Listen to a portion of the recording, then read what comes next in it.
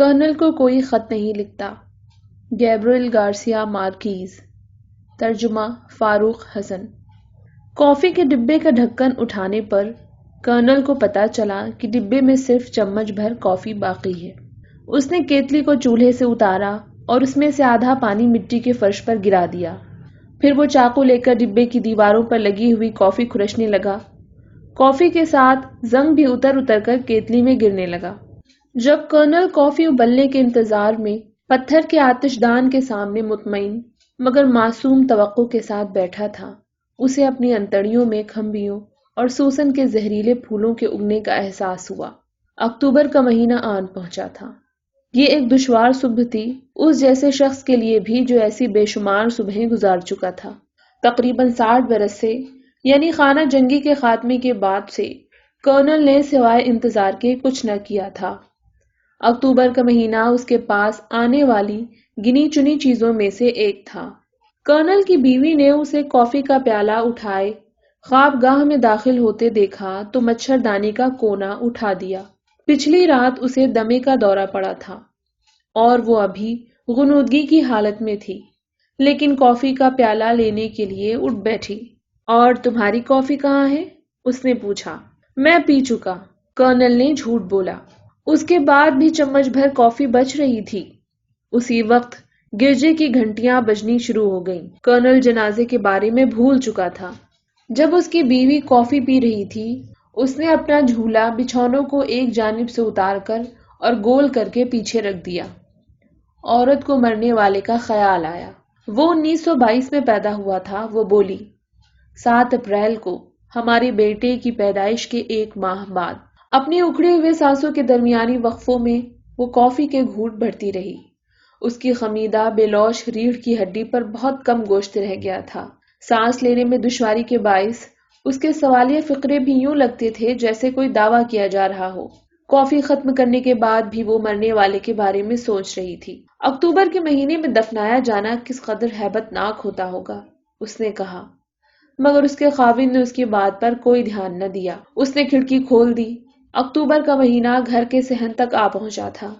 Subject की बालीदगी पर गौर करते हुए, जो हर जगह गहरे सब्ज रंग में आया थी, और मिट्टी के छोटे छोटे टीलों को देखते हुए जो केंचुओं ने हर सिमत बना रखे थे, कर्नल ने दोबारा अपनी अंतड़ियों में अक्टूबर के नहुसत ज़दा महीने के वजूद को महसूस किया। मेरी हड्डियां तकसील गई हैं, उसने कहा। सर्दी का मौसम है, औरत ने जवाब दिया।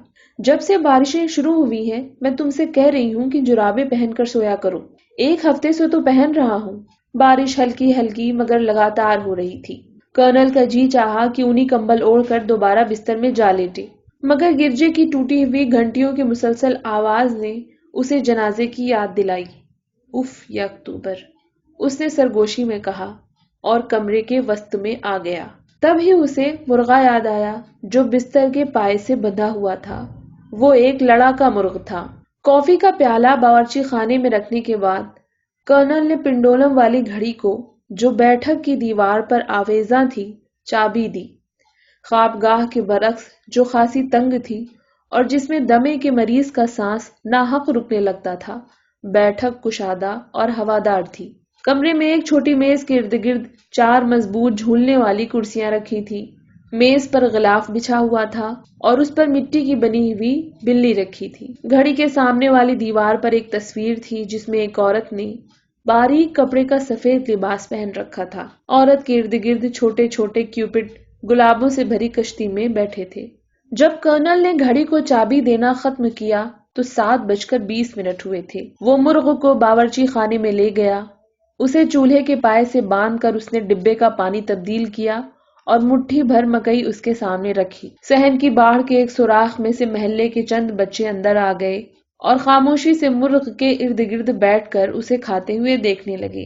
मुर्ग को ऐसे मत घूरो, कर्नल ने कहा। मुर्गों को देर तक यूं देखते रहें तो वो घिस जाते हैं। बच्चे वहीं बैठे रहे। एक बच्चा माउथ ऑर्गन पर एक मशहूर गाने के सुर निकालने लगा। आज इसे मत बजाओ, कर्नल ने उसे मना किया। कस्बे में एक मौत हो गई है। बच्चे ने बाजा अपनी पतलून की जेब में रख लिया और कर्नल जनाजे के लिए तैयार होने ख्वाबगाह में चला गया। उसकी बीवी के दमे के दौरे के बाइस उसका सफेद सूट इस्त्री ना हो सका था। اس لیے کرنل کو اپنا پرانا کالا سوٹ ہی پہننا پڑا جو شادی کے بعد سے اب تک اس نے صرف چند خاص موقعوں پر ہی پہنا تھا۔ بڑے صندوق میں کپڑوں کے نیچے اخبار میں لپٹے ہوئے اس سوٹ کو ڈھونڈنے میں کرنل کو کچھ دقت ہوئی۔ کیڑوں سے بچانے کے لیے صندوق میں نفتالین کی گولیاں رکھی ہوئی تھی۔ کرنل کی بیوی بستر میں دراز ابھی تک مرنے والے کے بارے میں سوچ رہی تھی۔ اب تک وہ ہمارے آگستین سے مل چکا ہوگا، وہ بولی۔ ممکن ہے وہ ہمارے بیٹے کو یہ نہ بتائے کہ اس کے مرنے کے بعد سے ہمارا کیا حال ہے۔ اس وقت وہ دونوں شاید مرغوں کے بارے میں گفتگو کر رہے ہوں گے، کرنل نے کہا۔ سوٹ ڈھونڈتے ڈھونڈتے کرنل کو صندوق میں ایک بڑی سی چھتری نظر آ گئی۔ یہ کرنل کی بیوی نے اس قرعہ اندازی میں جیتی تھی جو کرنل کی پارٹی کے لیے چندہ اکٹھا کرنے کی خاطر منعقد کی گئی تھی۔ تقریب کی رات وہ گھر کے باہر بیٹھ کر تماشا دیکھ رہے تھے جو بارش کے باوجود جاری رہا تھا۔ کرنل، اس کی بیوی اور ان کے بیٹے آگستین نے، جو اس وقت 8 برس کا تھا، اس چھتری کے نیچے بیٹھ کر آخر تک تماشا دیکھا تھا۔ اب آگستین مر چکا تھا اور چھتری کی چمکدار ساٹن میں کیڑوں نے سوراخ کر دیے تھے۔ ہماری سرکس کے مسخروں والی چھتری کا دیکھو کیا حال ہو گیا ہے۔ کرنل نے اپنا پرانا فقرہ دہرایا۔ چھتری کو کھولنے پر اس کے اوپر بہت ساری پراسرار سی سلاخیں نمودار ہو گئیں۔ اب تو یہ صرف آسمان کے تارے گننے کے کام کی رہ گئی ہے۔ وہ مسکرایا، مگر عورت نے مڑ کر چھتری کو دیکھنے کی زحمت نہ کی۔ ہر چیز کا یہی حال ہے، وہ سرگوشی میں بولی۔ ہم خود جیتے جی گل سڑ رہے ہیں۔ اس نے اپنی آنکھیں بند کر لی تاکہ مرنے والے کے بارے میں پورے انہماک سے سوچ سکے۔ ہاتھوں سے ٹٹول ٹٹول کر شیو کرنے کے بعد، کیونکہ اس کے پاس عرصے سے کوئی آئینہ نہیں تھا، کرنل نے خاموشی سے کپڑے پہنے۔ اس کی پتلون، جو اس کی ٹانگوں پر لمبے زیر جامے کی طرح کسی ہوئی تھی اور ٹخنوں پر فیتوں سے گانٹھ لگا کر بند کی جاتی تھی، کمر پر گردوں کے قریب اسی طرح کے فیتوں سے سنبھلی رہتی تھی جو ملمع کیے ہوئے 2 بکسوں میں سے گزرتے تھے۔ کرنل پیٹی نہیں باندھتا تھا۔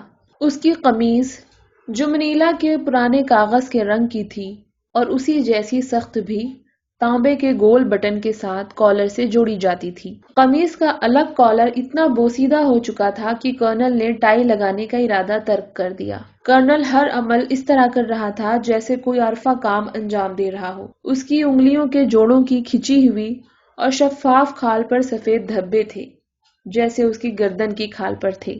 اپنے نقلی چمڑے کے جوتے پہننے سے پہلے اس نے ان کی سیون میں گھسی ہوئی خشک مٹی کو کھرچ کر صاف کیا۔ اس کی بیوی نے اس وقت اسے دیکھا۔ اس نے وہی لباس پہن رکھا تھا جو شادی کے روز پہنا تھا۔ تب ہی اس کی بیوی کو احساس ہوا کہ وہ کس قدر عمر رسیدہ ہو چکا ہے۔ یوں لگتا ہے جیسے تم کسی خاص موقع کے لیے بن سنور رہے ہو، وہ بولی۔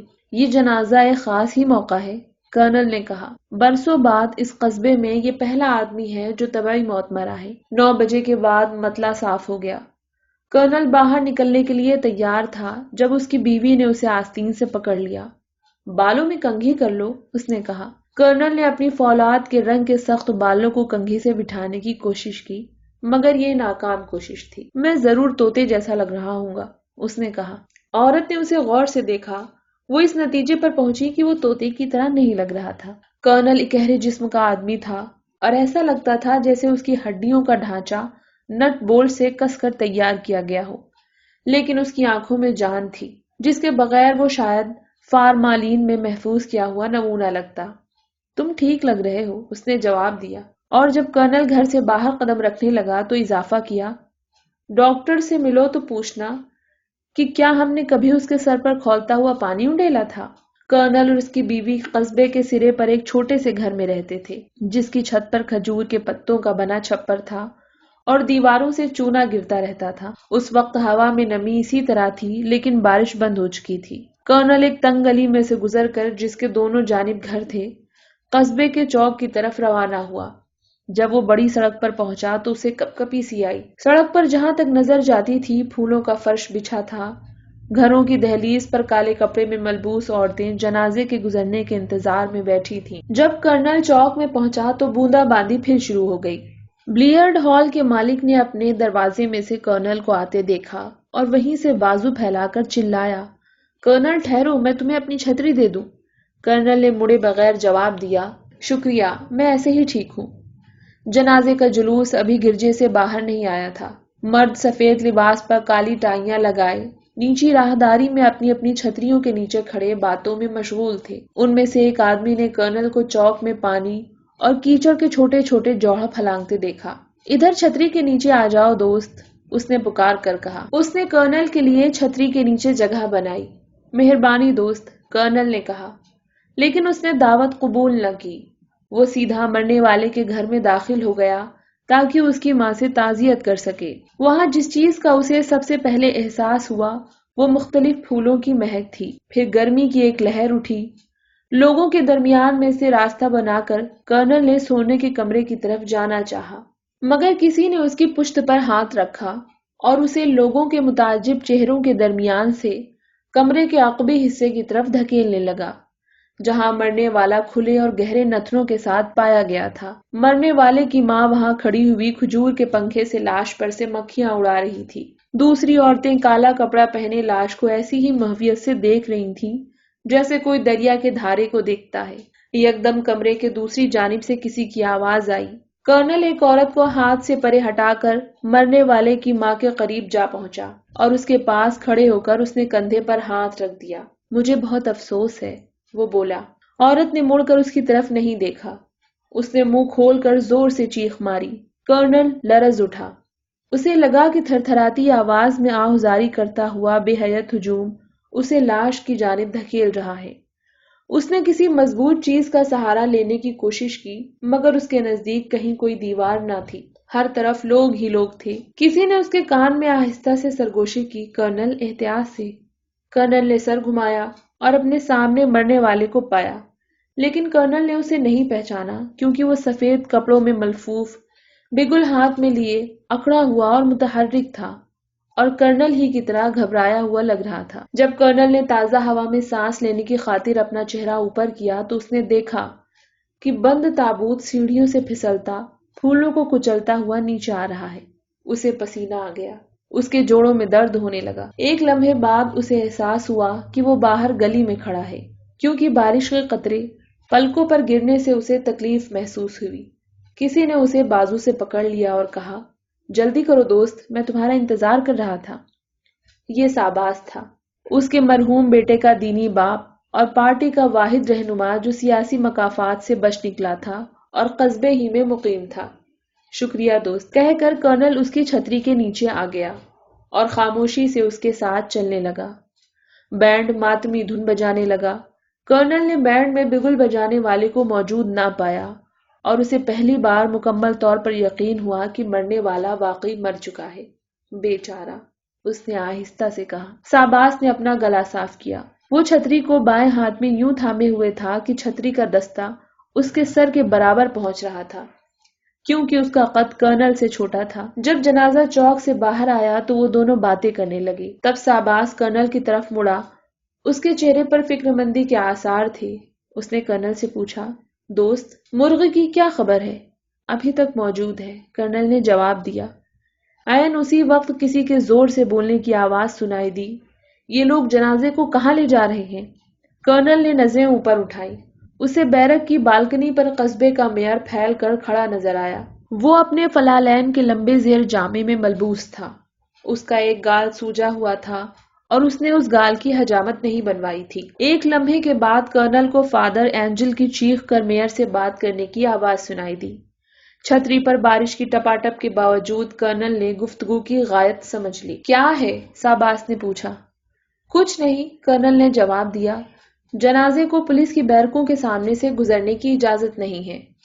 ہاں، میں بھول گیا تھا، ساباس بولا۔ میں ہمیشہ بھول جاتا ہوں کہ مارشل لا لگا ہوا ہے۔ وہ تو ہے، لیکن یہ کون سا باغیوں کا جلوس ہے؟ ایک بیچارے غریب موسیقی کار کا جنازہ ہی تو ہے۔ جلوس نے راستہ تبدیل کر لیا۔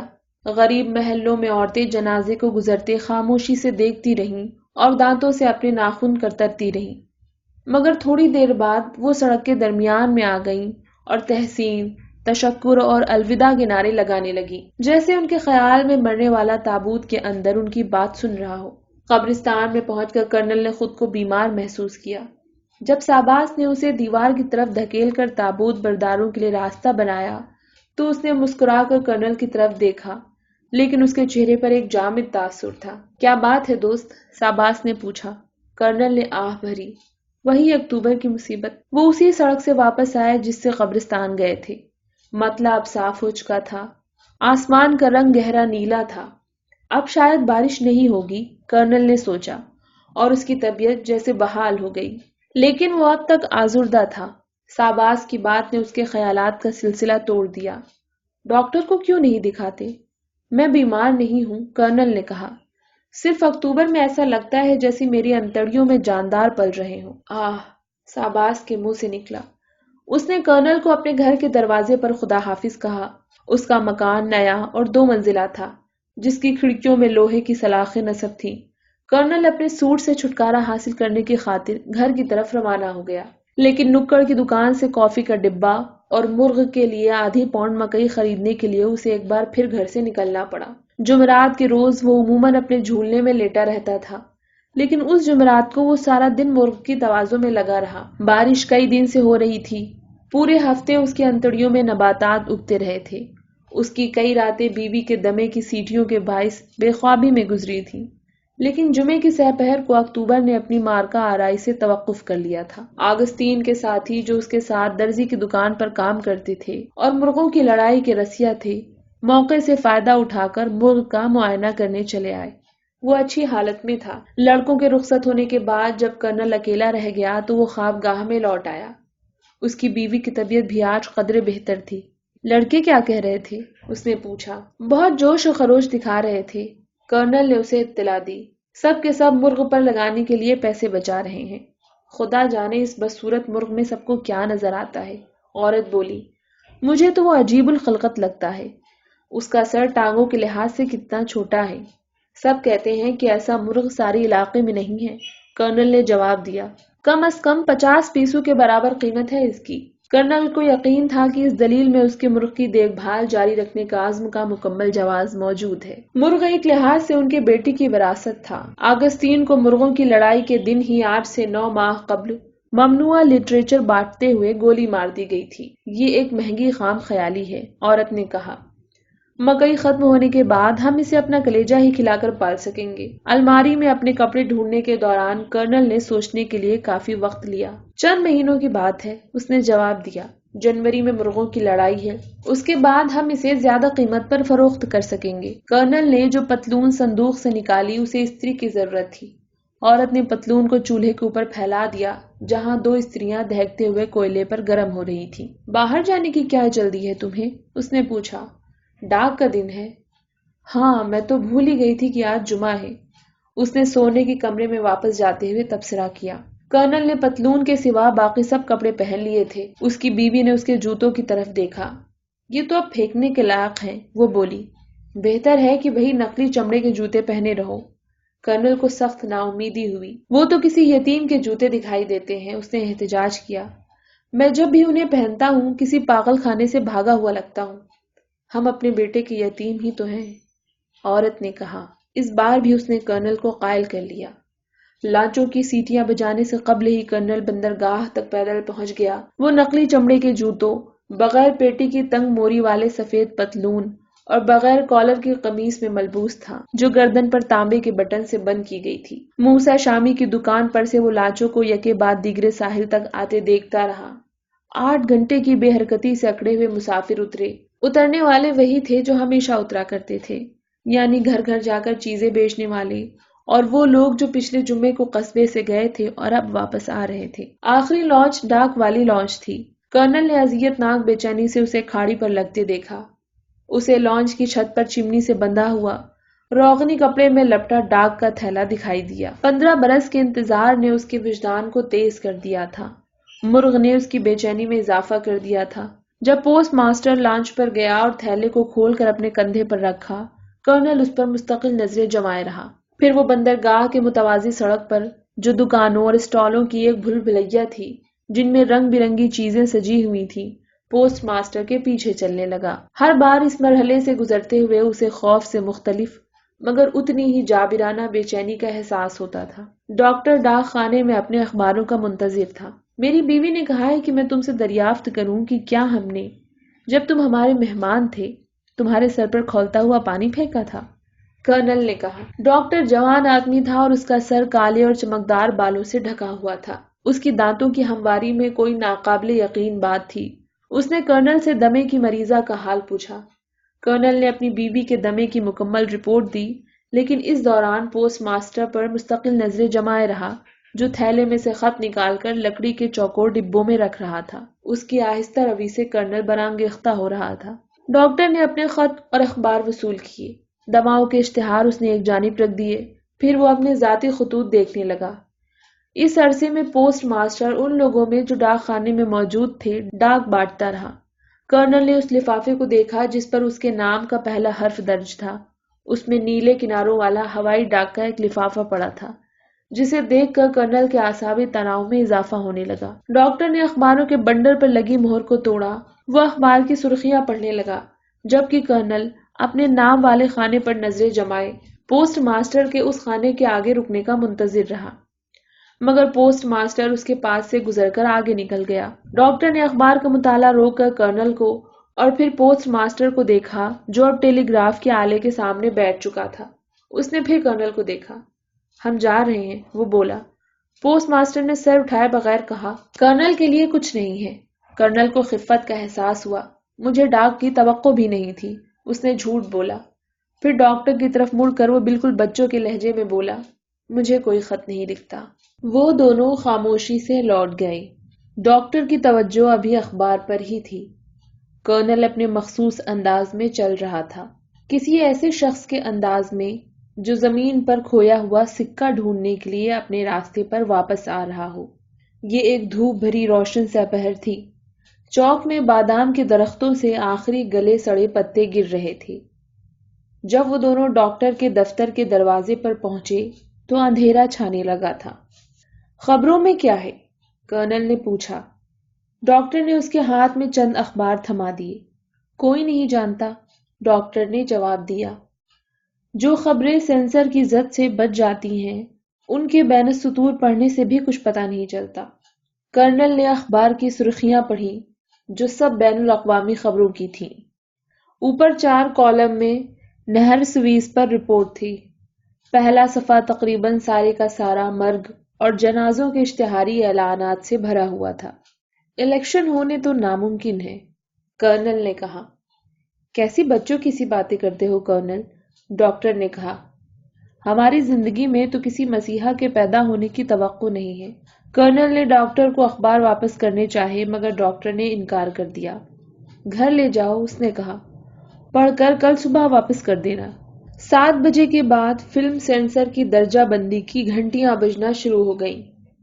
فادر اینجل کا دستور تھا کہ گرجے کے مینار سے گھنٹیوں کے ذریعے ڈاک سے موصول ہونے والی اطلاعات کے مطابق فلموں کی اخلاقی درجہ بندی کا اعلان کیا کرتا تھا۔ اس شام کرنل کی بیوی نے 12 گھنٹیاں سنی۔ سب کے لیے نامناسب، اس نے کہا۔ سال ہو چلا ہے، کوئی ایسی فلم نہیں آئی جسے لوگ دیکھ سکیں۔ مچھردانی گراتے ہوئے اس نے منہ ہی منہ میں کہا، ساری دنیا کا اخلاق خراب ہو گیا ہے۔ کرنل نے اس کی بات کا جواب نہیں دیا۔ بستر پر لیٹنے سے پہلے اس نے مرغ کو بستر کے پائے سے باندھ دیا۔ اس نے دروازے کی کنڈی چڑھائی اور خوابگاہ میں کیڑے مار دوا چھڑکی۔ پھر لیمپ فرش پر رکھا، اپنا جھولنا لٹکایا اور لیٹ کر اخبار پڑھنے لگا۔ اس نے سب اخبار ترتیب وار پہلے صفحے سے آخری صفحے تک پڑھے، حتیٰ کہ اشتہار بھی پڑھ ڈالے۔ 11 بجے کرفیو کا بگل بجا۔ آدھ گھنٹے بعد کرنل نے اخبارات کا مطالعہ ختم کیا، اٹھ کر صحن کا دروازہ کھولا اور گھپ اندھیری رات میں باہر نکل کر دیوار کے ساتھ لگ کر پیشاب کیا۔ مچھر اس کا گھیراو کیے ہوئے تھے۔ جب وہ خوابگاہ میں واپس آیا تو اس کی بیوی جاگ رہی تھی۔ ریٹائرڈ جنگی سپاہیوں کے بارے میں کوئی خبر تھی؟ اس نے پوچھا۔ نہیں، کرنل نے اپنے بستر میں دراز ہوتے ہوئے کہا۔ پہلے کم از کم نئے پینشن حاصل کرنے والوں کی فہرست ہی شائع کروا دیا کرتے تھے۔ 5 سال سے وہ بھی چھپنی بند ہو گئی ہے۔ آدھی رات کے بعد بارش شروع ہو گئی۔ کرنل تھوڑی دیر تو سویا، مگر پھر اپنی انتڑیوں کے خوف سے جاگ گیا۔ کمرے کی چھت کہیں سے ٹپک رہی تھی۔ وہ اپنے آپ کو انہی کمبل میں کانوں تک لپیٹ کر ادھر ادھر ٹپکاؤ کے مقام کو ڈھونڈتا رہا۔ ٹھنڈے پسینے کی ایک لکیر اس کی ریڑھ کی ہڈی پر بہنے لگی۔ اسے بخار تھا۔ اسے لگا جیسے وہ جیلی کے تالاب میں چکر کھا رہا ہو۔ کوئی بولا۔ اپنے انقلابی بستر سے کرنل نے اسے جواب دیا۔ کس سے باتیں کر رہے ہو؟ اس کی بیوی نے پوچھا۔ اس انگریز سے جو چیتے کا بھیس بدل کر کرنل اوریلیانو بوئندیا کے کیمپ میں آ گیا تھا، کرنل نے جواب دیا۔ اس نے بخار میں تپتے ہوئے اپنے بستر میں کروٹ لی۔ وہ ڈیوک آف مارل برو تھا۔ صبح تک آسمان صاف ہو گیا تھا۔ گرجے کی عبادت کی دوسری گھنٹی بجنے پر وہ جھولنے سے کود کر اتر آیا اور ایک الجھی ہوئی حقیقی دنیا میں پاؤں جمانے لگا جسے مرغ کی بانگ اور الجھا رہی تھی۔ اس کا سر اب تک چکرا رہا تھا، اسے متلی ہو رہی تھی۔ وہ صحن میں چلا گیا اور موسم سرما کی دھیمی سرگوشیوں اور گہری خوشبوؤں میں سے گزر کر غسل خانے کی طرف لپکا۔ جست کی چھت والے لکڑی کے ٹخنوں کے بنے غسل خانے کے اندر امونیا کی بو سے ہوا لطیف ہو گئی تھی۔ کرنل نے پیشاب کی نالی کا ڈھکن اٹھایا تو اس میں سے ہزاروں مکھیاں ایک تکونے بادل کی صورت میں برآمد ہوئیں۔ اس کا اندیشہ غلط ثابت ہوا۔ کھردرے تختوں پر اکڑو بیٹھے ہوئے اسے کسی خواہش میں ناکامی کا احساس ہوا۔ اس کے اعضائے ہاضمہ میں اب کند سے درد نے جگہ پا لی تھی۔ ہر اکتوبر میں یہی ہوتا ہے، وہ بڑبڑایا۔ لیکن جب تک اس کے انتڑیوں میں اگنے والے کھمبیوں کو سکون نہ آیا، وہ پر اعتماد اور معصوم توقع کے ساتھ وہیں بیٹھا رہا۔ آخر کار مرغے کو دیکھنے کی خاطر وہ واپس خوابگاہ میں لوٹ آیا۔ کل رات بخار سے تمہیں ہذیان ہو رہا تھا، اس کی بیوی نے کہا۔ ہفتے بھر کے دمے کے دورے کے ختم ہوتے ہی وہ اٹھ کر کمرے کی صفائی میں مصروف ہو گئی تھی۔ کرنل نے یاد کرنے کی کوشش کی۔ بخار نہیں تھا، اس نے جھوٹ بولا۔ مجھے دوبارہ مکڑی کے جالوں کے خواب آ رہے تھے۔ ہمیشہ کی طرح عورت دمے کے دورے کے اختتام پر اعصابی قوت اور جوش سے بھرپور تھی۔ پوری صبح وہ سارے مکان کو الٹ پلٹ کرتی رہی۔ گھڑی اور نوجوان لڑکی کی تصویر کے علاوہ اس نے ہر چیز کی جگہ تبدیل کر دی۔ وہ اتنی دبلی اور گٹھے ہوئے بدن کی تھی کہ جب اپنے کپڑے کے چپلوں اور ہر سمت سے بند کالے لباس میں چلتی تھی تو لگتا تھا جیسے اس میں دیواروں کے پار نکل جانے کی قوت ہو۔ لیکن 12 بجے سے پہلے اس کے وجود نے، جو بستر میں چند انچ سے زیادہ جگہ نہیں گھیرتا تھا، اپنا تن و توش اور انسانی وزن دوبارہ حاصل کر لیا تھا۔ اب بیگونیا اور فرن کے گملوں کے درمیان سے گزرتے ہوئے اس کی موجودگی سے پورا گھر معمور معلوم ہوتا تھا۔ اگر آگستین کے سوگ کا برس پورا ہو گیا ہوتا تو آج میں گانا گاتی، اس نے ہنڈیا میں چمچ چلاتے ہوئے کہا، جس میں منطقہ حارہ میں اگنے والی ہر سبزی کٹی ہوئی تھی اور پک رہی تھی۔ گانے کو جی چاہ رہا ہے تو ضرور گاؤ، کرنل نے کہا۔ یہ تمہاری تلی کے لیے بھی مفید ہوگا۔ دوپہر کے کھانے کے بعد ڈاکٹر آیا۔ کرنل اور اس کی بیوی باورچی خانے میں بیٹھے کافی پی رہے تھے جب اس نے دھکیل کر گلی والا دروازہ کھولا اور آواز لگائی، کیا سب فوت ہو گئے ہیں؟ کرنل اسے خوش آمدید کہنے کو اٹھا۔ لگتا تو ایسا ہی ہے۔ بیٹھک کی طرف جاتے ہوئے اس نے ڈاکٹر کو مخاطب کر کے کہا، تم نے بھی اپنی گھڑی گدھوں سے ملا رکھی ہے۔ عورت معائنے کے لیے تیار ہونے خوابگاہ میں چلی گئی۔ ڈاکٹر کرنل کے ساتھ بیٹھک ہی میں رہا۔ گرمی کے باوجود ڈاکٹر کے لنن کے کپڑوں میں تازگی کی مہک تھی۔ جب عورت نے اعلان کیا کہ وہ تیار ہے تو ڈاکٹر نے کرنل کو کاغذ کے 3 پرچے دیے جو ایک لفافے میں بند تھے۔ یہ وہ خبریں ہیں جو کل اخباروں نے شائع نہیں کی تھی، اس نے کہا، اور خوابگاہ میں داخل ہو گیا۔ کرنل کو اندازہ تھا، ان پرچوں میں ملکی حالات کا خلاصہ تھا جو خفیہ ترسیل کی خاطر میمیوگراف کیا گیا تھا۔ ملک کے اندرونی حصوں میں مسلح بغاوت کے بارے میں چند نئے انکشافات۔ اس نے خود کو نہایت شکست خوردہ آدمی محسوس کیا۔ 10 سال تک خفیہ خبریں پڑھنے کے باوجود وہ یہ سمجھنے کے قابل نہ ہوا تھا کہ ہر نئی خبر گزشتہ خبروں سے زیادہ حیران کن ہوتی ہے۔ جب تک ڈاکٹر واپس آیا وہ پرچے پڑھنا ختم کر چکا تھا۔ میری یہ مریضہ تو مجھ سے بھی زیادہ صحت مند ہے، اس نے کہا۔ مجھے ایسا دمہ ہو تو 100 برس تک جی سکتا ہوں۔ کرنل پھٹی پھٹی آنکھوں سے ڈاکٹر کو دیکھتا رہا۔ اس نے کچھ کہے بغیر لفافہ اسے واپس کرنا چاہا، مگر ڈاکٹر نے اسے لینے سے انکار کر دیا۔ آگے بڑھا دینا، اس نے کہا۔ کرنل نے لفافے کو پتلون کی جیب میں ڈال لیا۔ عورت خوابگاہ سے باہر آئی اور بولی، مجھے پتا ہے کسی روز میں بیٹھے بیٹھے مر جاؤں گی اور تمہیں بھی ساتھ لے کر جہنم میں جاؤں گی ڈاکٹر۔ ڈاکٹر نے حسب معمول اپنی بتی سی دکھا کر خاموشی سے بات کی داد دی۔ پھر وہ کرسی گھسیٹ کر میز کے نزدیک بیٹھ گیا۔ اور اپنے چرمی تھیلوں میں سے دواؤں کے مفت نمونوں کی بہت سی شیشیاں نکال لی۔ عورت باورچی خانے میں چلی گئی۔ کافی گرم کر رہی ہوں، پی کر جانا، اس نے وہاں سے کہا۔ نہیں، بہت بہت شکریہ، ڈاکٹر بولا۔ وہ ایک کاغذ پر دواؤں کی ترکیب استعمال لکھ رہا تھا۔ میں تمہیں موقع نہیں دوں گا کہ مجھے زہر پلاؤ۔ وہ باورچی خانے میں بیٹھی ہنستی رہی۔ ڈاکٹر نے لکھنا بند کیا اور بلند آواز سے اپنے لکھے کو پڑھا، کیونکہ اسے معلوم تھا کہ اس کا لکھا کوئی نہیں پڑھ سکتا۔ کرنل نے غور سے ڈاکٹر کی ہدایات سننے کی کوشش کی۔ باورچی خانے سے باہر آتے ہوئے عورت کو اس کے چہرے پر گزشتہ رات کی اذیت کے اثرات دکھائی دیے۔ آج صبح اسے بخار تھا، اس نے اپنے شوہر کی طرف اشارہ کرتے ہوئے کہا۔ رات میں یہ 2 گھنٹے تک خانہ جنگی کے بارے میں الٹی سیدھی ہانکتا رہا۔ کرنل نے یہ سن کر چونکا۔ نہیں، بخار نہیں تھا، اس نے اپنی بڑبڑاہٹ پر قابو پاتے ہوئے اصرار کیا۔ جس دن بیمار ہوں گا خود ہی اپنے آپ کو کوڑے دان میں ڈال دوں گا۔ وہ اٹھ کر خوابگاہ میں اخبار لانے چلا گیا۔ تعریف کا شکریہ، ڈاکٹر نے کہا۔ وہ دونوں گھر سے نکل کر چوک کی طرف روانہ ہو گئے۔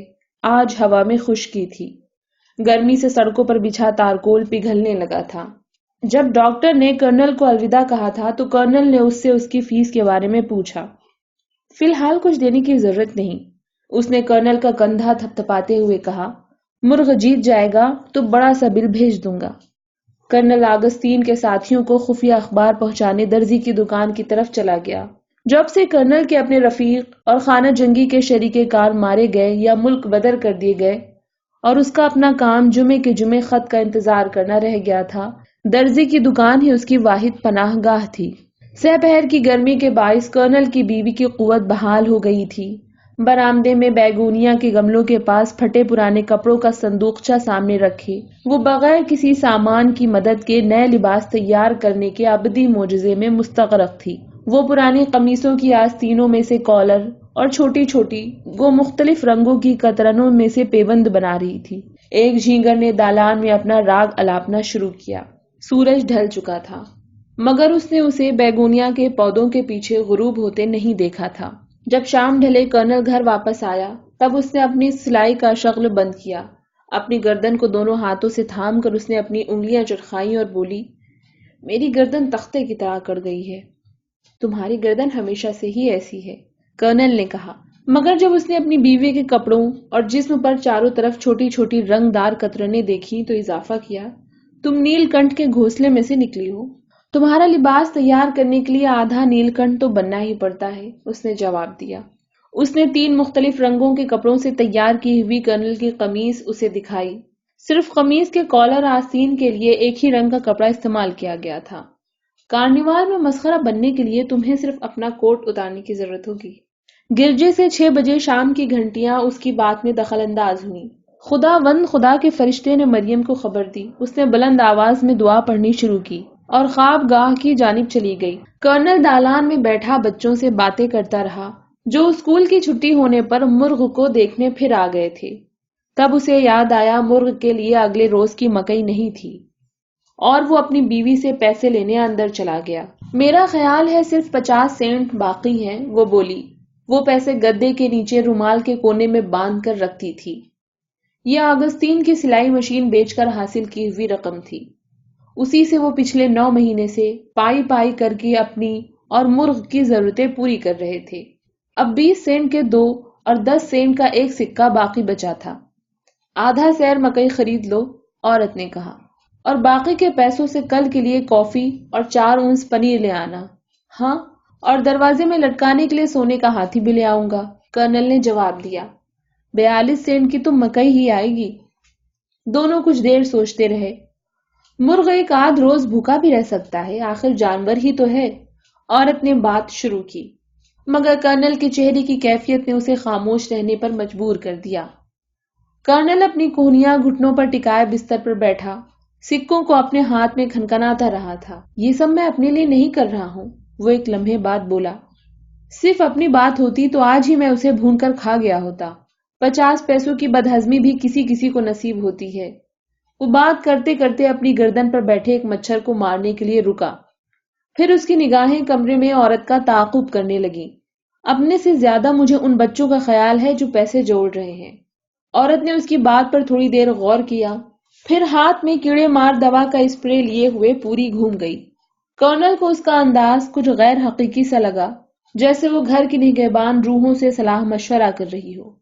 بالآخر اس نے اسپرے کو چھوٹے کارنس پر رکھ دیا جہاں تصویریں رکھی تھیں، اور اپنی شربتی رنگ کی آنکھیں کرنل کی شربتی رنگ کی آنکھوں پر جما دی۔ لے آؤ مکئی، اس نے کہا۔ خدا ہی جانتا ہے ہمارا گزارا کیسے ہوگا، یہ روٹیوں کی افزائش کا معجزہ ہے۔ اگلے ہفتے کے دوران ہر روز دوپہر کو میز پر کھانے کو موجود پا کر کرنل یہی دہراتا رہا، اپنی رفوگری اور سلائی کڑھائی کی حیرت انگیز صلاحیتوں کے ساتھ۔ شاید اس کی بیوی نے پیسے کی مدد کے بغیر گھر چلانے کا گر بھی دریافت کر لیا تھا۔ کرنل کے ساتھ اکتوبر کی عارضی صلح ابھی جاری تھی۔ ہوا میں نمی کی جگہ غنودگی نے لے لی تھی۔ تانبئی دھوپ کی آسودگی میں عورت نے 3 سہ پہریں اپنے بالوں کی آرائش کے پیچیدہ عمل میں صرف کی۔ بڑی عبادت شروع ہو چکی ہے۔ کرنل نے اسے ٹوٹے کنگروں والی کنگھی سے اپنے لمبے نیلگو بالوں کی گرہیں سلجھاتے دیکھ کر کہا۔ دوسرے روز وہ دالان میں بیٹھی، گود میں سفید چادر بچھائے، باریک کنگھی سے جوئیں نکالنے میں مگن رہی، جو اس کی بیماری کے دنوں میں چوگنی ہو گئی تھی۔ آخر کار اس نے سنبل کے عرق سے اپنے بال دھوئے اور ان کے سوکھنے کے انتظار میں انہیں 2 دفعہ گول کر کے تولیے کے ساتھ گردن کے اوپر باندھے رکھا۔ کرنل انتظار کرتا رہا۔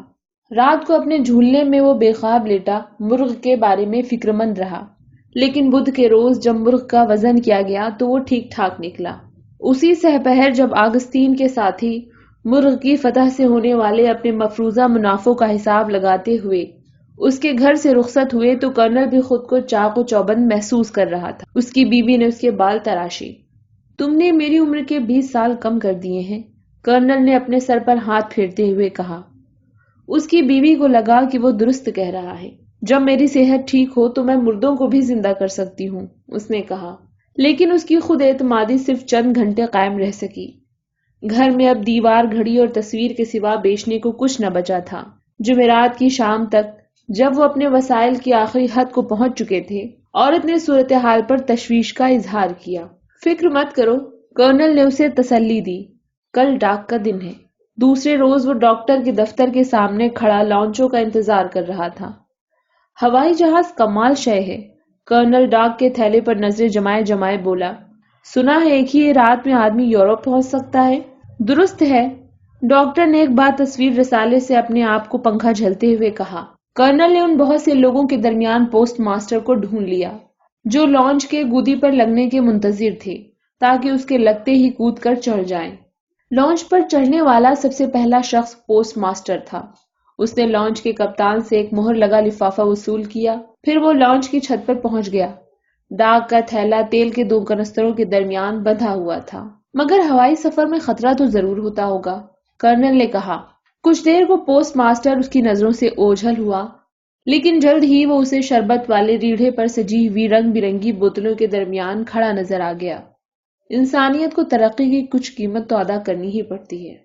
حالانکہ ہوائی سفر نئی ایجاد ہے، مگر لانچوں کے مقابلے میں اب بھی محفوظ ہے، ڈاکٹر نے جواب دیا۔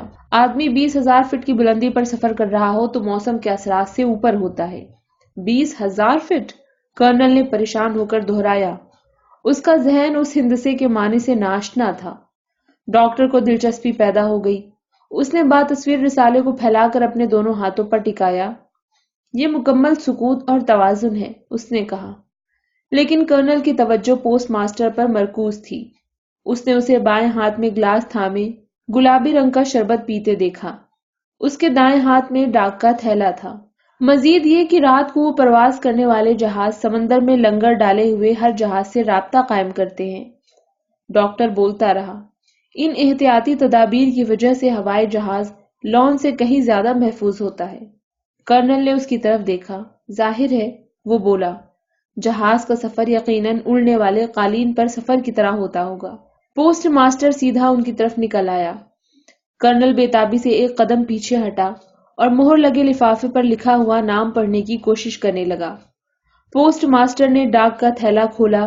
اس نے اخباروں کا پلندہ نکال کر ڈاکٹر کے حوالے کیا۔ پھر اس نے لوگوں کے ذاتی خطوط والا پیکٹ کھولا اور رسید کی صحت جانچنے کے بعد خطوں پر لکھے نام بلند آواز میں پکارنے شروع کیے۔ ڈاکٹر نے اخباروں کا پلندہ کھولا۔ سوئز میں جنگ ابھی جاری ہے، اس نے سرخیاں پڑھتے ہوئے کہا۔ مغرب کے قدم اکھڑ رہے ہیں۔ کرنل نے سرخیاں نہیں پڑھی۔ وہ اپنی انتڑیوں پر قابو پانے کی کوشش کرنے میں لگا رہا۔ جب سے سینسر لگا ہے اخباروں میں صرف یورپ کی خبریں آتی ہیں، وہ بولا۔ بہتر یہ ہوگا کہ یورپ کے لوگ یہاں آ جائیں اور یہاں کے لوگ یورپ میں جا بسیں۔ اس طرح ہر ایک کو معلوم ہوتا رہے گا کہ اس کے اپنے ملک میں کیا ہو رہا ہے۔ یورپ کے لوگوں کی نظر میں لاطینی امریکہ ایک مونچھوں والا شخص ہے جس کے ایک ہاتھ میں گٹار اور دوسرے میں پستول ہے۔ ڈاکٹر اخبار کے عقب سے ہنستے ہوئے بولا، انہیں مسئلے کا کچھ پتا نہیں۔ پوسٹ ماسٹر نے ڈاکٹر کی ڈاک اس کے حوالے کی، باقی خط تھیلے میں رکھے اور اسے بند کر دیا۔ ڈاکٹر نے اپنے ذاتی خط کھول کر پڑھنے سے قبل کرنل کی طرف دیکھا، پھر اس نے پوسٹ ماسٹر سے پوچھا، کرنل کے لیے کچھ نہیں ہے؟ کرنل کا دل دہل گیا۔ پوسٹ ماسٹر تھیلا اپنے کندھے پر ڈال کر پلیٹ فارم سے اترا اور ان کی طرف رخ کیے بغیر بولا، کرنل کو کوئی خط نہیں دکھتا۔ اپنی عادت کے برخلاف کرنل سیدھا گھر واپس نہیں گیا۔ اس نے درزی کی دکان پر بیٹھ کر کافی پی۔ اس دوران آگستین کے ساتھی اخبار کے صفحے الٹتے رہے۔ کرنل خود کو فریب خوردہ محسوس کر رہا تھا۔ اس کا جی چاہا کہ خالی ہاتھ اپنی بیوی کے سامنے جانے کے بجائے اگلے جمعے تک وہیں بیٹھا رہے، لیکن جب درزی کی دکان بند ہونے لگی تو اسے حقیقت کا سامنا کرنا ہی پڑا۔ اس کی بیوی اس کی منتظر تھی۔ کچھ نہیں آیا؟ اس نے دریافت کیا۔ کچھ نہیں، کرنل نے جواب دیا۔ اس سے اگلے جمعے کو وہ پھر لانچو کو دیکھنے گیا اور ہر جمعے کی طرح خط کے بغیر لوٹ آیا۔ ہم نے کافی انتظار کر لیا، اس رات اس کی بیوی نے اس سے کہا۔ 15 سال تک کسی خط کا انتظار کرنے کے لیے بیل کا سا صبر چاہیے جیسا تم میں ہے۔ کرنل اخبار پڑھنے کی غرض سے اپنے جھولنے میں لیٹ گیا۔ ہمارا نمبر 1830 ہے، اس نے کہا۔ باری آتے آتے وقت لگے گا۔ جب سے ہم انتظار کر رہے ہیں لاٹری میں بھی یہ نمبر 2 دفعہ نکل چکا ہے، اس کی بیوی نے جواب دیا۔ کرنل نے حسب معمول اخبار پہلے صفحے سے آخری صفحے تک اشتہاروں سمیت پڑھا، لیکن آج وہ پڑھتے وقت خبروں پر دھیان دینے کے بجائے پرانے سپاہیوں کی پینشن کے بارے میں سوچتا رہا۔ 19 برس قبل جب کانگریس نے قانون بنایا تھا، 8 برس اسے اپنا دعویٰ منوانے میں لگے تھے۔ مزید 6 سال بعد اس کا نام پینشن کے حقداروں کی فہرست میں درج کیا گیا تھا۔ وہ آخری خط تھا جو اسے موصول ہوا۔ کرفیو کے بگل کے بعد کرنل نے اخبار پڑھنا بند کر دیا۔ جب وہ بتی بجھانے لگا تو اسے احساس ہوا کہ اس کی بیوی ابھی تک جاگ رہی ہے۔ تمہارے پاس وہ اخبار کا تراشا ابھی تک ہے؟ عورت سوچنے لگی۔ ہاں، باقی تمام کاغذات کے ساتھ ہی پڑا ہوگا، اس نے جواب دیا۔ وہ مچھردانی میں سے باہر آئی اور الماری میں سے لکڑی کا صندوقچہ نکالا جس میں خطوں کا ایک ترتیب وار بنڈل ربڑ کے فیتے سے بندھا رکھا تھا۔ بنڈل میں سے اس نے وکلا کی ایک فرم کا اشتہار ڈھونڈ نکالا جس میں سپاہیوں کی پینشن پر جلد از جلد کارروائی کرانے کا یقین دلایا گیا تھا۔ جتنا وقت میں نے تمہیں وکیل تبدیل کرنے پر آمادہ کرنے میں لگایا ہے، اتنے عرصے میں ہم رقم وصول کر کے خرچ بھی کر چکے ہوتے۔ عورت نے اشتہار اپنے خاوند کو تھماتے ہوئے کہا۔ جان بوجھ کر اپنے مقدمے کو انڈین لوگوں کے مقدمے کی طرح طاق پر رکھوانے سے ہمیں کیا حاصل ہوا؟ کرنل نے تراشے پر نظر ڈالی جو 2 برس پرانا ہو چکا تھا۔ اس نے اسے اپنی جیکٹ کی جیب میں رکھ دیا جو دروازے کے پیچھے ٹنگی ہوئی تھی۔ مصیبت یہ ہے کہ وکیل تبدیل کرنے میں پیسے خرچ ہوتے ہیں۔ بالکل بھی نہیں، عورت فیصلہ کن لہجے میں بولی۔ تم انہیں لکھو کہ وہ اپنی فیس جتنی بھی ہو پینشن ملنے پر اس سے کاٹ لیں، صرف اسی شرط پر وہ مقدمہ لیں گے۔ چنانچہ ہفتے کی سپہر کو کرنل اپنے وکیل سے ملنے گیا۔ اس نے اسے کاہلی کے ساتھ اپنے جھولنے میں دراز پایا۔ وہ ایک عظیم الجثہ نیگرو تھا جس کے صرف اوپر کے 2 دانت سلامت تھے۔ کرنل کو دیکھ کر اس نے اٹھ کر اپنی کھڑاویں پہنی اور پیانولا کے پیچھے والی کھڑکی کھول دی۔ پیانولا گرد آلود تھا اور اس کے مختلف خانوں میں جہاں پہلے موسیقی کے کاغذات کے گول بنڈل ہوتے تھے، اب رجسٹروں میں چسپاں سرگاری گزٹ کے تراشے اور حساب کتاب کے بہی کھاتے بے ترتیب حالت میں رکھے ہوئے تھے۔ یوں بغیر کنجیوں کا پیانولا ڈیسک کا کام بھی دیتا تھا۔ وکیل اپنے گھومنے والی کرسی پر بیٹھ گیا۔ ملاقات کا مقصد بیان کرنے سے قبل کرنل کے چہرے پر بے اطمینانی اور گھبراہٹ کے آثار تھے۔ میں نے تمہیں پہلے ہی بتا دیا تھا کہ اس مقدمے میں وقت لگے گا، کرنل کی بات ختم ہونے پر اس نے کہا۔ گرمی کے باعث وکیل کا جسم پسینے سے تر تھا۔ اس نے کرسی کو پیچھے دھکیل کر متوازن کیا اور ایک رسالے سے اپنے آپ کو پنکھا جھلنے لگا۔ میرے کارندے اکثر مجھے خط لکھتے رہتے ہیں۔ ان کا کہنا ہے کہ اس معاملے میں بے صبری سے کام نہیں چلے گا۔ 15 سال ہو گئے ہیں، کرنل نے کہا۔ اب تو یہ مقدمہ خسی مرغ کی کہانی کی طرح لگنے لگا ہے۔ وکیل نے کرنل کی اطلاع کے لیے انتظامی امور کی جزیات کی تفصیلی نقشہ کشی کی۔ کرسی اس کے کولہوں کے پھیلاؤ کے لیے ناکافی ثابت ہو رہی تھی۔ 15 سال پہلے معاملہ پھر بھی آسان تھا، وہ بولا۔ اس وقت شہر کے پرانے سپاہیوں کی انجمن موجود تھی جس میں دونوں پارٹیوں کے لوگ شامل تھے۔ اس کے پھیپھڑے کمرے کی دم گھونٹنے والی ہوا سے بھر گئے اور اس نے اگلا فقرہ یوں ادا کیا جیسے اسے ابھی ابھی ایجاد کیا ہو۔ اتحاد میں طاقت ہوتی ہے، اس معاملے میں تو نہیں تھی، کرنل نے کہا۔ پہلی بار اسے اپنے اکیلے پن کا احساس ہوا۔ میرے تو سارے ساتھی ڈاک کا انتظار کرتے کرتے مر گئے۔ وکیل کے چہرے کے تاثر میں کوئی تبدیلی رونما نہ ہوئی۔ دراصل قانون بہت دیر میں جاری ہوا تھا، اس نے کہا۔ ہر کوئی تمہاری طرح خوش قسمت نہیں ہوتا کہ 20 سال کی عمر میں کرنل کا عہدہ حاصل کر لے۔ مزید یہ کہ پینشنوں کے لیے کوئی رقم تو مختص نہیں کی گئی تھی، اس لیے حکومت کو بجٹ میں گنجائش نکالنی پڑتی ہے۔ یہ وہی پرانا قصہ تھا۔ کرنل کو وکیل کی گفتگو سن کر ہر بار ایک ہی طرح کی بے جان سی آزردگی کا احساس ہوتا تھا۔ ہم خیرات تو نہیں مانگ رہے ہیں، اس نے کہا، اور نہ حکومت ہم پر کوئی احسان کر رہی ہے۔ ریپبلک کو بچانے میں ہم نے اپنا ستیہ ناش کر لیا تھا، یہی ہوتا آیا ہے، وکیل نے جواب دیا۔ انسان کے ناشکرے پن کی کوئی حد نہیں ہے۔ اس منطق سے بھی کرنل کی پرانی آشنائی تھی۔ نیرلانڈیا کے معاہدے کی، جس کی روح سے حکومت نے 200 انقلابی افسروں کو قانونی تحفظ اور سفر خرچ کی ضمانت دی تھی، دوسرے ہی دن لوگ اس انداز میں گفتگو کرنے لگے تھے۔ نیرلانڈیا میں سیمل کے عظیم درخت کے نیچے ڈیرا ڈالے انقلابی افسروں کی ایک بٹالین نے، جو زیادہ تر اسکول سے فارغ ہونے والے نوجوانوں پر مشتمل تھی، 3 ماہ تک انتظار کیا تھا۔ پھر وہ اپنے اپنے وسائل سے گھر پہنچ کر وہاں انتظار کرتے رہے۔ اس واقعے کے تقریباً 60 سال بعد کرنل آج بھی منتظر تھا۔ پرانے واقعات کی یادوں سے جوش میں آ کر اس نے ایک ماورائی رویہ اختیار کر لیا۔ اس نے اپنا دایاں ہاتھ اپنی ران پر رکھ لیا، جو اب صرف ریشے چڑھی ہڈی رہ گئی تھی، اور بڑبڑایا، خیر، اب مجھے اس کا بندوبست کرنا ہے۔ کیسا بندوبست؟ میں وکیل تبدیل کرنا چاہتا ہوں۔ ایک بطخ اپنے متعدد چوزوں کے ساتھ دفتر میں گھس آئی۔ وکیل انہیں باہر نکالنے کے لیے اٹھا۔ جیسی تمہاری مرضی کرنل، اس نے جانوروں کو باہر نکالتے ہوئے کہا، جیسے تم چاہو۔ میں اگر کرامات کر سکتا تو آج اس غلے کی کوٹری میں نہ رہ رہا ہوتا۔ لکڑی کا ایک جنگلہ اٹھا کر اس نے دروازے کے آگے اڑا دیا اور واپس آ کر اپنی کرسی میں دھنس گیا۔ میرا بیٹا ساری زندگی کام کرتا رہا، کرنل بولا، میرا گھر رہن ہے۔ اس ریٹائرمنٹ کے قانون سے وکیلوں کی زندگی بھر کی پینشن کا انتظام ہو گیا ہے، کرنل نے کہا۔ غلط ہے، وکیل نے احتجاج کیا۔ مجھے اس سے کچھ فائدہ نہیں ہوا، میرے تو مقدمے کے اخراجات بھی مشکل سے پورے ہوئے۔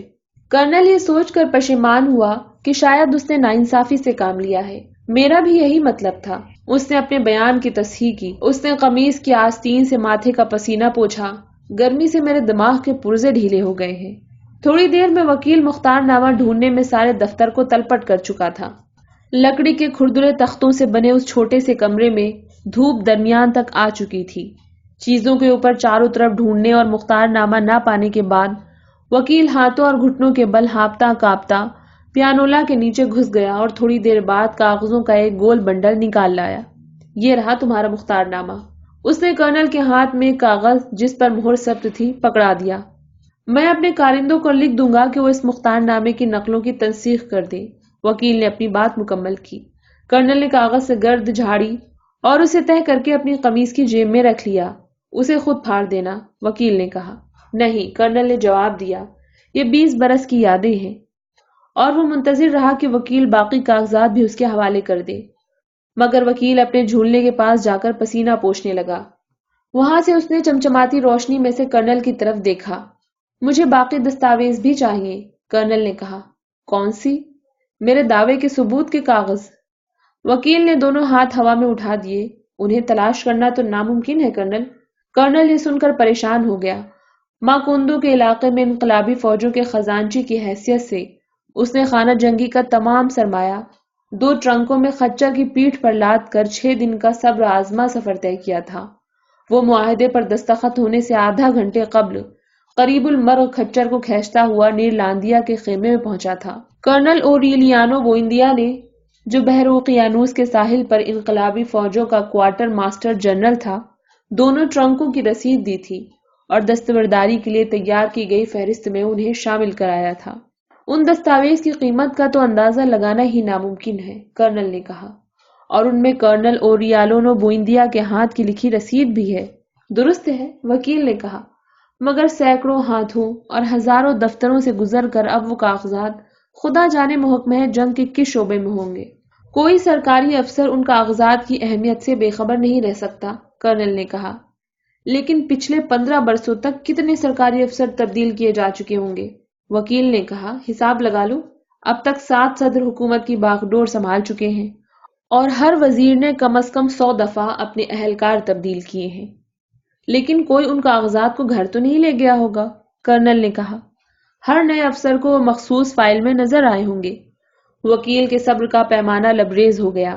اور اگر اب یہ کاغذات محکمہ جنگ سے نکال لیے گئے تو ان کے نئے سروں سے رجسٹروں پر چڑھانے کے لیے مزید انتظار کرنا پڑے گا، اس نے کہا۔ کوئی فرق نہیں پڑتا، کرنل نے جواب دیا، اس میں صدیاں لگ جائیں گی، کوئی بات نہیں۔ اگر آدمی بڑے مسائل کے حل ہونے کا انتظار کر سکتا ہے تو چھوٹے مسائل کے حل ہونے کا بھی کر سکتا ہے۔ کرنل نے لکیروں والے کاغذوں کا پیڈ، قلم، دوات اور سیاہی چوس اٹھا کر بیٹھک کی چھوٹی میز پر رکھے۔ خوابگاہ کا دروازہ اس نے کھلا چھوڑ دیا تاکہ اگر اپنی بیوی سے کچھ پوچھنا چاہے تو پوچھ سکے۔ وہ بیٹھی تسبیح پڑھ رہی تھی۔ آج کیا تاریخ ہے؟ 27 اکتوبر۔ کرنل کا خط ستھرا تھا اور وہ نہایت محنت اور اہتمام سے لکھتا تھا۔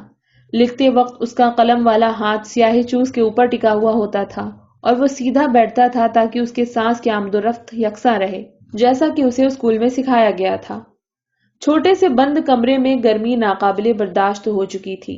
پسینے کا ایک قطرہ خط کے اوپر گرا۔ کرنل نے سیاہی چوس سے اسے خشک کر لیا۔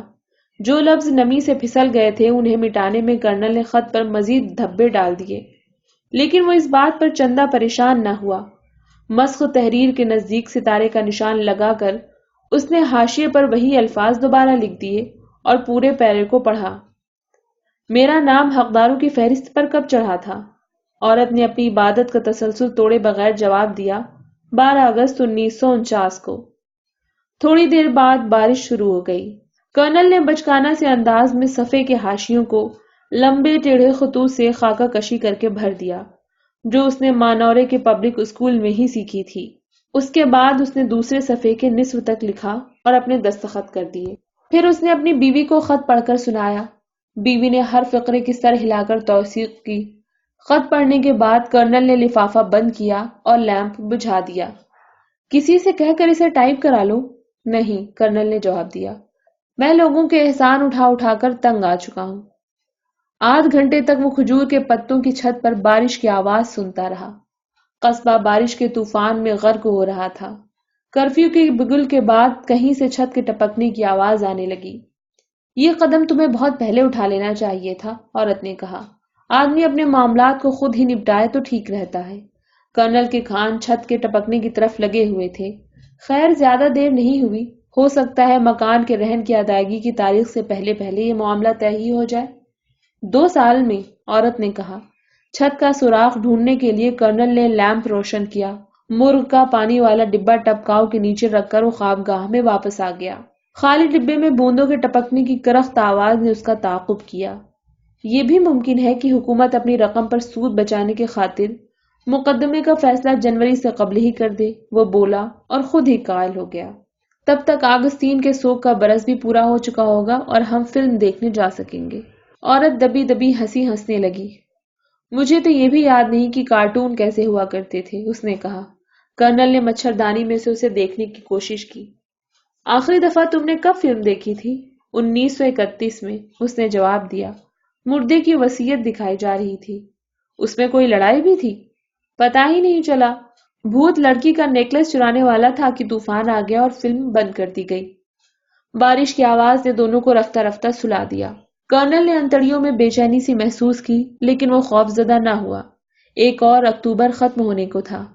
اس نے خود کو اونی کمبل میں لپیٹ لیا اور ایک لمحے کو دور سے اپنی بیوی کے سانسوں کی بجریلی آواز کو کسی اور خواب کی روح پر بہتے ہوئے سنتا رہا۔ تب اس نے بات کی۔ بولتے وقت وہ پورے ہوش میں تھا۔ عورت جاگ گئی۔ کس سے باتیں کر رہے ہو؟ کسی سے نہیں، کرنل نے کہا۔ کرنل نے کہا، میں یہ سوچ رہا تھا کہ ماکندو کے جلسے میں جب ہم نے کرنل اوریلیانو بوئندیا سے کہا تھا کہ ہتھیار نہ ڈالیں تو ہم نے اسے غلط مشورہ نہیں دیا تھا۔ ساری تباہی اسی سے شروع ہوئی ہے۔ بارش پورے ہفتے ہوتی رہی۔ نومبر کی 2 تاریخ کو کرنل کی خواہش کے برعکس عورت آگستین کے قبر پر پھول چڑھانے گئی۔ قبرستان سے واپس آتے ہی اس پر دمے کا حملہ ہو گیا۔ یہ ایک کٹھن ہفتہ تھا، اکتوبر کے ان 4 ہفتوں سے بھی زیادہ کٹھن جنہیں جیل جانے کی کرنل کو امید نہیں تھی۔ ڈاکٹر مریضہ کو دیکھنے آیا اور کمرے سے چلاتا ہوا باہر نکلا، مجھے ایسا دمہ ہو تو سارے قصبے کو دفن کرنے کے بعد بھی زندہ رہوں۔ لیکن اس نے علیحدگی میں کرنل سے بات کی اور مریضہ کے لیے خاص خوراک تجویز کی۔ کرنل کا اپنا مرض پھر اوت کر آیا۔ وہ دیر تک پاخانے میں بیٹھا اور زور لگاتا رہا۔ اسے ٹھنڈے پسینے آتے رہے اور یوں محسوس ہوتا رہا جیسے وہ گل سڑ رہا ہو اور اس کی انتڑیوں میں اگی زہریلی نباتات ٹوٹ ٹوٹ کر گر رہی ہوں۔ اب تو سردی آ گئی ہے، اس نے خود کو اطمینان دلایا۔ بارش رک جائے گی تو سب ٹھیک ہو جائے گا، اور اسے واقعی یقین آ گیا کہ جب پینشن کا خط آئے گا تو وہ اسے وصول کرنے کے لیے زندہ رہے گا۔ اس بار کرنل کو گھریلو اخراجات میں پیبند لگانے پڑے۔ ارد گرد کی دکانوں سے اسے کئی مرتبہ دانت کچکچا کر ادھار مانگنا پڑا۔ صرف 1 ہفتے کی بات ہے، وہ دکانداروں سے کہتا رہا، حالانکہ اسے خود بھی یقین نہ تھا کہ یہ سچ ہے۔ پچھلے جمعے کو مجھے رقم مل جانی چاہیے تھی۔ دورے کے گزر جانے کے بعد عورت اسے غور سے دیکھنے پر دہشت زدہ رہ گئی۔ تم تو ہڈیوں کا ڈھانچہ بن کر رہ گئے ہو، اس نے کہا۔ نہیں، میں اپنا خاص خیال رکھ رہا ہوں تاکہ اپنے آپ کو فروخت کر سکوں، کرنل نے جواب دیا۔ مجھے کلارنٹ فیکٹری والوں نے پہلے ہی رکھ لیا ہے۔ لیکن حقیقت یہ تھی کہ خط کی امید نے اسے معمولی سا سہارا دے رکھا تھا۔ تھکن اور بے خوابی سے چور، وہ اپنی اور مرغ کی ضرورتوں کی خبر گیری بیک وقت نہیں کر پا رہا تھا۔ نومبر کے دوسرے ہفتے میں اسے خیال ہوا کہ مرغ کو 2 دن اور مکئی نہ ملی تو وہ چل بسے گا۔ تب اسے یاد آیا کہ اس نے جولائی کے مہینے میں چمنی کے اندر مٹھی بھر لوبیا سنبھال کر رکھا تھا۔ لوبیا کی پھلیوں سے دانے نکال کر اس نے پیتل کے ڈبے میں ڈالے اور مرغ کے آگے رکھ دیے۔ ادھر آؤ، اس کی بیوی نے اسے آواز دی۔ 1 منٹ ٹھہرو، کرنل نے جواب دیا اور لوبیا کے دانوں کے بارے میں مرغ کے رد عمل کا جائزہ لینے لگا۔ بھیک منگوں کو انتخاب کا حق نہیں ہوتا۔ اس نے اپنی بیوی کو بستر میں اٹھ کر بیٹھنے کی کوشش کرتے ہوئے پایا۔ اس کی بیماری سے لاغر جسم میں سے دواؤں اور جڑی بوٹیوں کی بو اٹھ رہی تھی۔ اس نے ہر لفظ ٹھہر ٹھہر کر اور نپے تلے انداز میں ادا کیا۔ اس مرغ سے ابھی فوراً چھٹکارا حاصل کرو۔ کرنل اس لمحے کی توقع کرتا رہا تھا، اور وہ اس کا سہ پہر سے منتظر تھا جب اس کے بیٹے کو گولی ماری گئی تھی اور اس نے مرغ کی نگہداشت کرنے کا فیصلہ کیا تھا۔ اس موضوع پر سوچ بچار کا اسے خاصا وقت مل چکا تھا۔ ابھی کیا فائدہ، اس نے کہا۔ 2 مہینوں میں مرغے کی لڑائی ہے، اس کے بعد ہم اس کے اچھے پیسے حاصل کر سکیں گے۔ پیسوں کا سوال نہیں ہے، عورت نے کہا۔ آج جب لڑکے آئے تو انہیں کہو کہ مرغ کو لے جائیں اور اس کے ساتھ جو کرنا ہو کریں۔ یہ آگستین کی خاطر ہے، کرنل نے پہلے سے سوچی ہوئی دلیل پیش کی۔ اس کی شکل یاد کرو جب وہ ہمیں بتانے آیا تھا کہ مرغ جیت گیا ہے۔ دراصل کرنل کی بیوی نے اپنے بیٹے کے بارے میں سوچا تھا۔ ان بدبخت مرغوں ہی کی وجہ سے اس کی جان گئی، اس نے چیخ کر کہا۔ 3 جنوری کو اگر گھر میں ٹکا رہتا تو اس پر برا وقت کیوں آتا؟ وہ اپنی سوکھی ہوئی شہادت کی انگلی سے دروازے کی طرف اشارہ کر کے بولی۔ مجھے یاد ہے جب وہ مرغ کو بغل میں دبا کر گھر سے باہر نکلا تھا، میں نے اسے کہا تھا کہ مرغوں کی لڑائیوں میں شامل ہو کر خواہ مخواہ اپنے لیے عذاب مول نہ لے، مگر اس نے ہنس کر اور ڈانٹ کر مجھے خاموش کرا دیا تھا اور کہا تھا کہ شام تک ہم دولت میں لوٹے لگا رہے ہوں گے۔ وہ نڈھال ہو کر پیچھے کو گر گئی۔ کرنل نے نرمی سے کھینچ کر اسے تکیے کے قریب کر دیا۔ اپنے جیسی شربتی رنگ کی آنکھوں پر اس کی نظر پڑی۔ ہلنے کی کوشش نہ کرو، وہ بولا، اور اسے یوں لگا جیسے اس کی بیوی کی سانس کی سیٹیاں اس کے اپنے سینے سے برآمد ہو رہی ہیں۔ عورت تھوڑی دیر کے بعد بے سدھ سی ہو گئی۔ اس نے آنکھیں موند دی۔ جب اس نے دوبارہ آنکھ کھولی تو اس کا سانس کچھ ہموار ہو گیا تھا۔ یہ سب ہماری حالت کی وجہ سے ہے، وہ بولی۔ اپنے منہ کا نوالا چھین کر ایک مرغ کو ڈال دینا گناہ نہیں تو اور کیا ہے؟ کرنل نے چادر سے اس کے ماتھے کا پسینہ خشک کیا۔ 3 مہینوں میں کوئی نہیں مرتا، اور مہینوں میں ہم کھائیں گے کیا؟ عورت نے پوچھا۔ پتہ نہیں، کرنل نے کہا، لیکن اگر ہمیں بھوک کے ہاتھوں مرنا ہوتا تو ہم بہت پہلے ہی مر گئے ہوتے۔ مرغ زندہ اور بھلا چنگا اپنے پیتل کے خالی ڈبے کے پاس موجود تھا۔ کرنل کو دیکھ کر وہ گلے سے تقریباً انسانی آواز نکالتے ہوئے خود کلامی سی کرنے لگا اور اس نے اپنا سر پیچھے کو جھٹکا۔ کرنل ساز باز کے انداز میں مسکرایا اور بولا، زندہ رہنا آسان نہیں ہے دوست، کرنل باہر گلی میں نکل آیا۔ جس وقت لوگ قیلولہ کر رہے تھے وہ بے مقصد ادھر ادھر گھومتا رہا۔ اس دوران اس نے کچھ سوچنے کی کوشش نہ کی، حتیٰ کہ اپنے آپ کو یہ باور کرانے سے بھی باز رہا کہ اس کی مشکلات کا کوئی حل نہیں ہے۔ وہ بھولی ہوئی گلیوں اور سڑکوں پر پھرتا رہا، یہاں تک کہ چل چل کر نڈھال ہو گیا۔ تب وہ گھر لوٹ آیا۔ عورت نے اس کے گھر میں داخل ہونے کی آواز سنی اور اسے اندر خوابگاہ میں بلایا۔ کیا بات ہے؟ عورت نے اسے دیکھے بغیر جواب دیا۔ ہم گھڑی بیچ سکتے ہیں۔ کرنل کو بھی خیال آ چکا تھا۔ مجھے یقین ہے کہ الوارو تمہیں اس کے 40 پیسوں تو ہاتھ کے ہاتھ دے دے گا، عورت بولی۔ یاد ہے اس نے سلائی مشین ہم سے کتنی جلدی خرید لی تھی؟ الوارو وہ درزی تھا جس کی دکان میں آگستین سلائی کا کام کیا کرتا تھا۔ کل صبح اس سے بات کروں گا، کرنل نے حامی بھری۔ کل صبح کا کیا مطلب؟ اسے ابھی اس کے پاس لے جاؤ، اسے اس کے کاؤنٹر پر رکھو اور کہو الوارو میں یہ گھڑی تمہارے ہاتھ بیچنا چاہتا ہوں، وہ فوراً سمجھ جائے گا۔ کرنل کو شرمندگی کا احساس ہوا۔ اسے قصبے میں لے کر پھرنا ایسے ہی ہے جیسے آدمی حضرت عیسیٰ کے مزار کا گنبد لیے پھر رہا ہو، اس نے احتجاج کیا۔ رافیل اسکالونا نے مجھے اس گھڑی کے ساتھ دیکھ لیا تو میرے بارے میں گانے ایجاد کر دے گا، لیکن اس بار بھی اسے اپنی بیوی کی بات ماننی پڑی۔ عورت نے خود گھڑی دیوار سے اتاری، اخبار میں لپیٹی اور کرنل کے حوالے کی۔ 40 پیسوں کے بغیر گھر مت واپس آنا، اس نے کہا۔ کرنل بنڈل کو بغل میں دبائے درزی کی دکان کے سمت روانہ ہو گیا۔ اس نے آگستین کے ساتھیوں کو دکان کی دہلیز کے باہر بیٹھے ہوئے پایا۔ ان میں سے ایک نے کرنل کو بیٹھنے کی دعوت دی۔ شکریہ، وہ بولا، میں جلدی میں ہوں۔ الوارو دکان سے باہر آیا۔ دکان کے اندر ایک تار پر لینن کا ایک گیلا ٹکڑا سکھانے کے لیے لٹکا ہوا تھا۔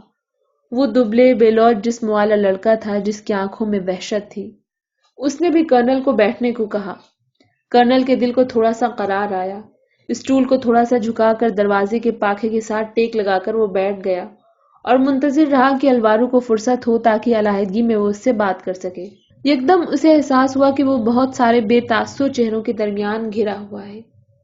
میں تمہارے کام میں مخل تو نہیں ہو رہا ہوں؟ اس نے پوچھا۔ انہوں نے جواب دیا، نہیں۔ ان میں سے صرف ایک لڑکا اس کی طرف جھکا۔ اس نے دھیمی، تقریباً ناقابل سماعت آواز میں کہا، آگستین کا خط آیا ہے۔ کرنل نے سنسان سڑک پر نظر دوڑائی۔ کیا لکھا ہے؟ کوئی نئی بات نہیں۔ انہوں نے اسے خفیہ اخبار تھما دیا۔ کرنل نے اسے اپنی پتلون کی جیب میں رکھ لیا، پھر وہ خاموش بیٹھا، انگلیوں سے بنڈل کو کھٹکھٹاتا رہا، حتیٰ کہ ایک کارندے کی توجہ اس کی جانب مبذول ہوئی۔ مشوش ہو کر کرنل نے بنڈل سے کھیلنا بند کر دیا۔ اس میں کیا ہے کرنل؟ ایرنان نے پوچھا۔ کرنل نے ایرنان کی تیز عقاب سی آنکھوں سے آنکھیں ملانے سے گریز کیا۔ کچھ نہیں، اس نے جھوٹ بولا۔ ہیرمن کے پاس گھڑی مرمت کرانے کے لیے لے جا رہا تھا۔ دیوانے ہوئے ہو کرنل؟ ایرنان نے بنڈل اس کے ہاتھ سے لینے کی کوشش کرتے ہوئے کہا، مجھے دو، میں دیکھتا ہوں۔ لیکن کرنل نے بنڈل پکڑے رکھا۔ وہ بولا کچھ نہیں مگر اس کے پپوٹے انابی ہو گئے۔ باقیوں نے بھی اصرار کیا، اسے دیکھ لینے دو کرنل، ایرنان پرزوں مشینوں کا ماہر ہے، میں اسے خواہ تکلیف نہیں دینا چاہتا۔ تکلیف کیسی؟ ایرنان نے حجت کی۔ اس نے گھڑی اٹھا لی۔ ہیرمن تم سے 10 پیسوں دھروا لے گا اور گھڑی ویسی کی ویسی رہے گی۔ گھڑی کو اٹھائے ایرنان دکان کے اندر چلا گیا۔ الوارو مشین پر سلائی میں مصروف تھا۔ دکان کے عقب میں دیوار پر ٹنگے ہوئے گٹار کے نیچے ایک لڑکی بٹن ٹانک رہی تھی۔ گٹار کے اوپر سائن چسپا تھا، سیاسی گفتگو کرنا منع ہے۔ باہر بیٹھے کرنل کو اپنا جسم بالکل بے مصرف لگا۔ اس نے اپنے پاؤں اٹھا کر اسٹول میں لگی سلاخ پر رکھ لیے۔ خدا تمہیں غارت کرے کرنل، وہ چونک پڑا۔ گالی دینے کی کیا ضرورت ہے، اس نے کہا۔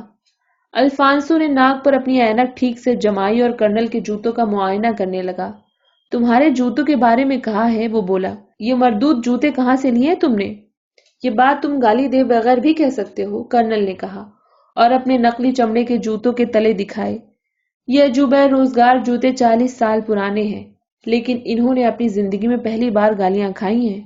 ٹھیک ہو گیا، ٹھیک ہو گیا، دکان کے اندر سے ایرنان نے نعرہ لگایا اور ساتھ ہی گھڑی نے گھنٹا بجایا۔ برابر والے گھر سے ایک عورت نے دیوار پر مکے مارے اور چلا کر کہا، گٹار کا پیچھا چھوڑ دو، آگستین کے سوگ کا برس ابھی پورا نہیں ہوا۔ درزی کے کارندوں میں سے ایک نے زوردار قہقہہ لگایا، یہ گھڑی ہے، گٹار نہیں۔ ایرنان بنڈل لے کر دکان سے باہر آیا۔ کوئی خاص بات نہیں تھی، اس نے کہا، اگر چاہو تو تمہارے گھر چل کر اس کی سطح بھی برابر کر دوں۔ کرنل نے ایرنان کی پیشکش کو قبول نہ کیا۔ کتنے پیسے دوں؟ فکر مت کرو کرنل، ایرنان نے باقیوں کے صف میں شامل ہوتے ہوئے کہا، تمہارا مرغ جنوری میں سب قرضوں کی ادائیگی کر دے گا۔ کرنل کو اب وہ موقع ملا جس کی اسے تلاش تھی۔ میں تمہارے ساتھ ایک سودا کرنا چاہتا ہوں، اس نے کہا۔ کیسا سودا؟ میں مرغ تمہیں دے دیتا ہوں۔ کرنل نے چہروں کے نیم دائرے کو دیکھا۔ میں اسے تم سب کو دے دیتا ہوں۔ ایرنان بھौچکا ہو کر کرنل کو دیکھنے لگا۔ کرنل نے اپنی بات جاری رکھی۔ اس نے اپنی آواز میں وثوق اور سنجیدگی کا تاثر پیدا کیا۔ یہ بہت کڑی ذمہ داری ہے۔ کئی روز سے مجھے لگ رہا ہے کہ مرغ قریب المرگ ہے۔ کوئی ایسی پریشانی کی بات نہیں کرنل، الفانسو نے کہا۔ اس کے پر جھڑ رہے ہیں، اس کے پروں میں بخار ہو گیا ہوگا۔